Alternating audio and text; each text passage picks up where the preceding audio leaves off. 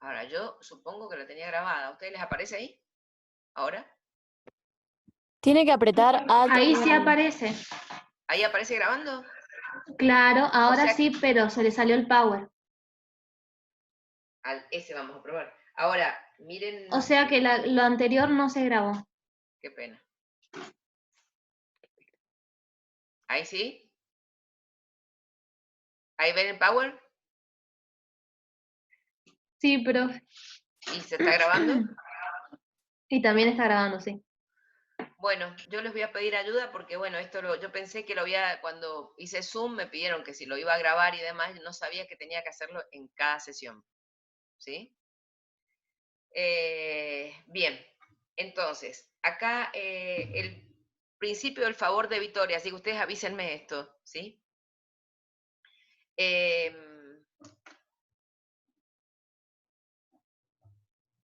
Lo voy a dejar para recordarlo. El principio del favor de Vitoris tiene que ver en esto de la aplicación de la interpretación y de la restricción, de que es restrictiva la extensión, perdón, la interpretación y la extensión. Entonces, el principio, le vamos a llamar nosotros acá, aplica en el régimen de las obligaciones el principio de favor de Vitoris. Esto significa, en el derecho hay siempre leyes y principios que van a proteger la parte más débil. La parte más débil es la que siempre o generalmente va a recibir la protección del Estado. Entonces dice que la interpretación de la extensión y la existencia de la obligación siempre va a ser a favor del deudor y no del acreedor, cuando no haya una prueba tajante, rotunda, ¿sí? Siempre va a ser a favor. Entonces, por eso dice, a favor de Vittorio. Y si no lo puedo, por eso lo mismo, por ejemplo, en el derecho del consumidor, que lo vamos a ver, el contrato de consumo, van a ver que siempre va a estar a favor del consumidor, que es del usuario del consumidor, que es la parte más débil. Si estaba fijado en la vidriera, por ejemplo, un precio de una cosa, y después cuando yo voy a pagar, la máquina le aparece otro precio en la máquina, típico en el supermercado o en alguna cosa de esta, va a valer lo que yo he visto en la vidriera o en la góndola. ¿Sí? Siempre va a estar en favor del consumidor, del deudor, ¿m? O el consumidor, por ejemplo. Ese principio es equivalente, les he puesto yo al indubio pro reo o al indubio pro operario. Ustedes van a ver que en el derecho penal, cuando hay un delito, siempre se dice que en caso de duda se va a estar en favor del deudor, del reo, o sea, del delincuente. ¿M? O sea, es posible, acuérdense que hay un principio de inocencia hasta que no se pruebe lo contrario. Entonces, si tenemos dudas en la prueba, la duda va a favorecer a esa persona que está imputada a un delito. No voy a decir el otro porque tendrían que probarlo. Eso se llama en la duda en favor de la persona que están imputando, acusando. Y en el derecho laboral, en el derecho del trabajo, donde ustedes están trabajando, en la duda de que no ha estado una prueba contundente de lo que dice el empleador y lo que dice el empleado, va a estar en favor del operario, del empleado. Entonces, fíjense que todos son partes más débiles para el derecho. En caso de las obligaciones y de los contratos, vamos a ver que vamos a tener el principio del favor de Vitoris, que es la aplicación de que si la prueba no es contundente, no es tajante, va a ser lo que favorezca más al deudor. ¿Mm? ¿Está claro? Bueno, acá viene un artículo que es, bueno, eso es muy importante, el principio de favor de Vitoris es muy importante, y viene acá el principio de la buena fe de deudor y acreedor. En el nuevo Código Civil y Comercial, que creo que se lo tienen que haber explicado ya ustedes en Derecho Privado 1, rige el principio de la buena fe para todo el código. ¿Se acuerdan de eso? Sigue el principio de la buena fe para todo el código. Por lo tanto, también acá en este caso vamos a tener el principio de la buena fe, que la deben cumplir tanto el deudor como el acreedor. Porque antes no se protegía tanto esto, salvo en los lugares donde se decía expresamente. Y dice, además, que el deudor y acreedor deben actuar con cuidado y previsión, deben obrar con cuidado y previsión de acuerdo a los principios de la buena fe. ¿Mm? Entonces, obrar con cuidado y previsión, hay algo que en el derecho nosotros le llamamos un principio que la ley no protege la propia torpeza. ¿Qué significa que la ley no protege la propia torpeza? Que si yo no he obrado con cuidado, hice un contrato, entregué una casa para alquilar, un departamento para alquiler. No le hice el contrato. Y ahora no me quiere reconocer la persona, me dice que yo le había dejado vivir gratis ahí y no me lo quiere reconocer. Y bueno, hay responsabilidad mía porque yo no he obrado con cuidado y previsión. Yo tengo que hacer un contrato por escrito y tomar mis precauciones para el caso de que me estén exigiendo, tenga que exigirle a la otra parte. Entonces, la ley no protege nuestra torpeza, nos exige que obremos con cuidado y previsión. Esto seguro que puede ser una pregunta de examen, ¿sí? Es decir, primero que tenemos que actuar con buena fe, tanto deudor como acreedor, las dos partes de la relación, que lo mismo va a ser después para los contratos, para las sociedades o para lo que fuese, y que tenemos que obrar con cuidado y previsión sí o sí. No nos va a proteger la ley en nuestra torpeza de no obrar con cuidado y previsión, y decir, uy, pero yo la verdad es que no me di cuenta, la verdad es que lo iba a hacer después, y lo que... No, el juez le va a decir, mire, no me haga perder el tiempo, porque usted tenía la obligación de haber cumplido con sus obligaciones. Van a ver incluso cuando hagamos el contrato, veamos el contrato de locación, cuando veamos el contrato de compraventa, cómo nos exige que sea por escrito. Entonces dice, en todas las obligaciones ambas partes deben obrar con cuidado y previsión, sin duda. Bien. Vamos a ver qué efectos tienen las obligaciones en general. O sea, ya hemos visto cuáles son los sujetos, cuál es el sujeto, cuál es el objeto, cuál es la causa, las dos causas, fuente y causa fin. Y ahora vamos a ver los efectos de las obligaciones en general. Los efectos de las obligaciones en general vamos a ver que son las consecuencias jurídicas que van a derivar precisamente de esta obligación. El primer efecto de la obligación, sin ninguna duda, es hacer que el deudor tenga que cumplir la obligación. Dice la ley por sí o por otro. Yo podría hacer que otra persona cumpliera por mí, pero lo cierto es que hay que cumplir lo prometido. Y si no ocurre este tema de que cumpla ni por sí ni por otro, va a aparecer lo que yo les dije al principio, que el acreedor va a poder tener los medios legales para poder obligarlo a cumplir la obligación, y en defecto de que no pueda conseguir lo que tenía que dar, lo que tenía que hacer o lo que no tenía que hacer, pagar una indemnización. Ese es el defecto. El efecto. Entonces vamos a ver, los tiempos en que se producen estos efectos, vamos a tener o efecto inmediato o efecto diferido en el tiempo. El efecto inmediato significa que inmediato es que desde que hice la obligación, desde el nacimiento de la obligación, ahí se cumple. Es decir, supóngase que fuera un contrato de que yo he ido a hacer una compra de un elemento, voy a comprar un elemento, recibo el elemento que compro y lo pago. Ese es un efecto inmediato. Uno cumplió lo que debía pagar y el otro recibió lo prometido. En cambio, el efecto diferido en el tiempo, lo dice la palabra, que va a ser cumplido en el tiempo, es porque existe algún plazo, condición o algo que haga que lo tengamos que diferir en el tiempo. Por ejemplo, puede ser que contraten con un agricultor que le compren la producción a la hora que va a ser recibida a la hora de la cosecha. Y por lo tanto puede adelantarse una parte del precio, pero a la hora de la cosecha se recibirá. Hay un tiempo. Si yo digo además que estoy haciendo un contrato de locación, es decir, voy a ir pagando el alquiler mes a mes durante, por ejemplo, el lapso de 2 años. Es un efecto diferido en el tiempo, no es inmediato. Después tenemos efecto instantáneo y efecto permanente, que es parecido, o sea, parecido a lo que vimos recién. Efecto instantáneo se agota de una vez con el cumplimiento de entregar la cosa y pagar. Efecto permanente, cuando los efectos se prolongan en el tiempo, ¿sí? Mensualmente, como decíamos, en un alquiler. Puedo llamarle de ambas maneras. Bien. ¿Entre quiénes se van a producir los efectos? ¿Entre quiénes se van a producir los efectos? El principio general es que las obligaciones van a producir solo efecto entre las partes. ¡Qué sueño, Matías! ¡Qué sueño! Ese fue un bostezo. Bueno. ¿Entre quiénes se producen? Entonces, el principio general es que las obligaciones producen efecto siempre entre las partes. O sea, acá sería el deudor y el acreedor. En los contratos va a pasar lo mismo. Pero también acá va a agregar una cosa, el deudor y sus sucesores universales o singulares, nunca a terceros. ¿Ustedes se acuerdan lo que eran los sucesores universales o singulares en el derecho privado 1? El sucesor universal es el heredero. ¿Mm? El heredero que recibe toda la herencia y por lo tanto todos los beneficios y obligaciones podría recibirlas. Depende de cómo se tome la sucesión. Y singulares, el comprador. Por ejemplo, alguien compró, yo tenía una obligación de entregar la producción de la finca, vendí la finca, pero el que la compró tiene obligación de cumplir con ese pacto.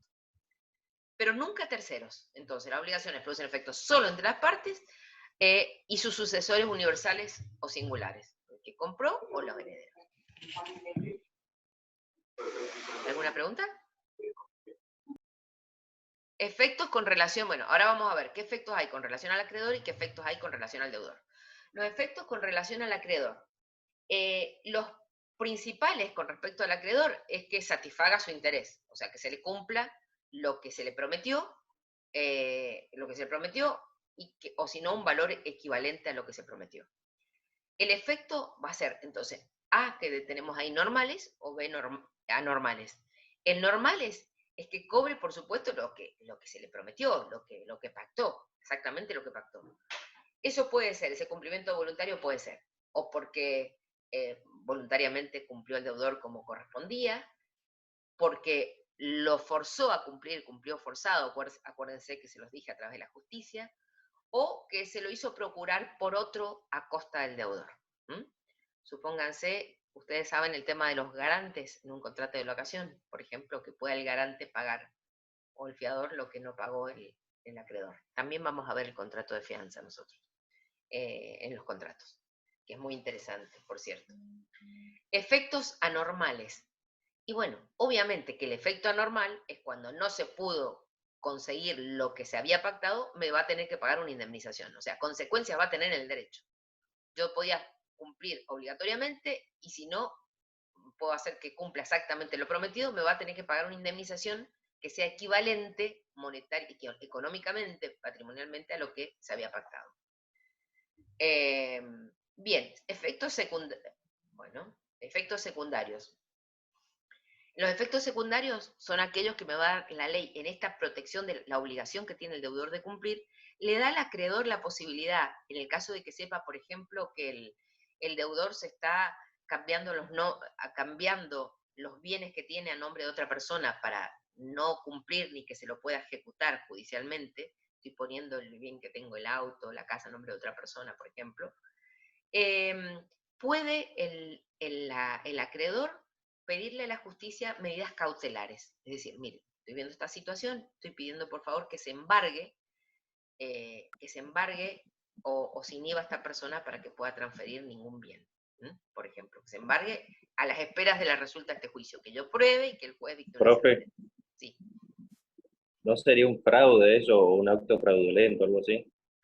¿El de cuál? ¿El de quién? Que quiera vender el auto para que no se lo puedan sacar.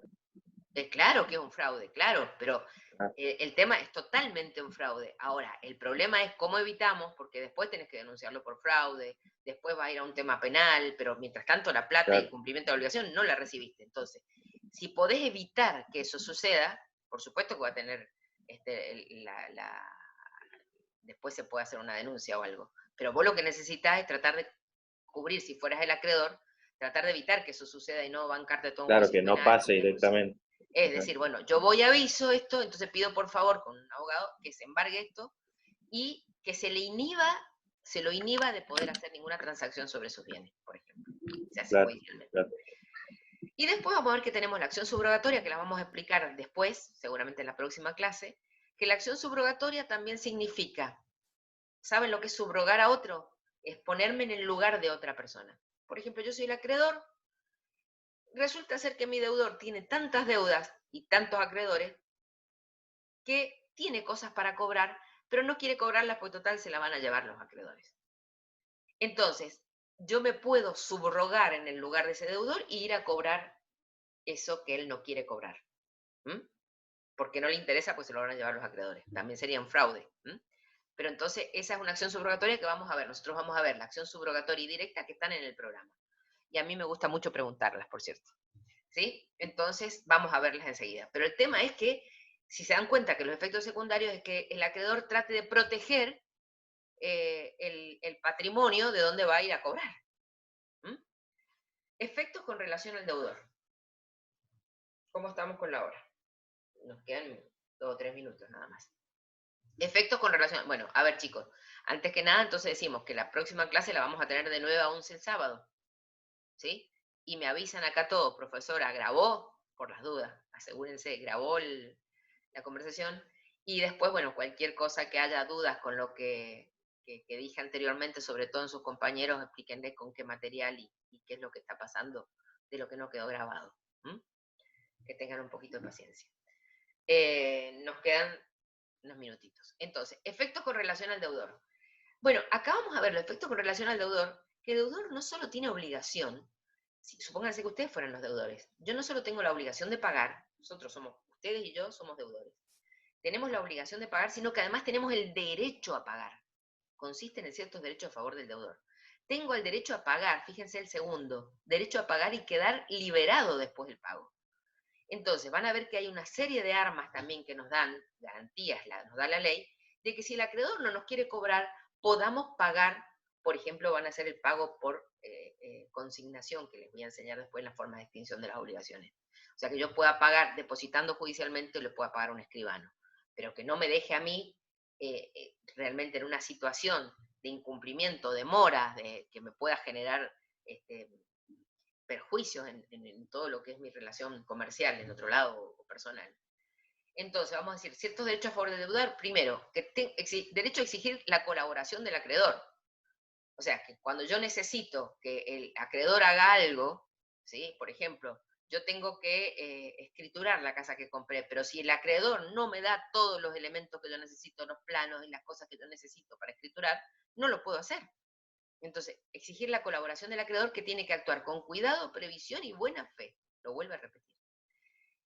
El segundo que vimos recién es que yo no solo tengo como deudora la obligación de pagar, sino que tengo el derecho a pagar y quedar liberado después del pago.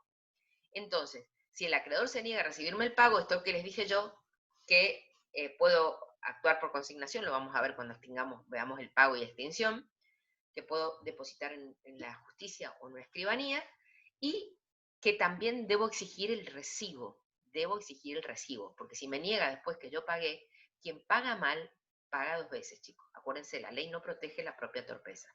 Entonces, cuando yo pague, el acreedor tiene obligación de darme un recibo, y yo de pedírselo, por cierto, donde conste que cumplió. Y el tercero, derecho a repeler las acciones del acreedor. Supónganse que el deudor me ejecuta judicialmente y resulta que la obligación que yo tenía prescribió.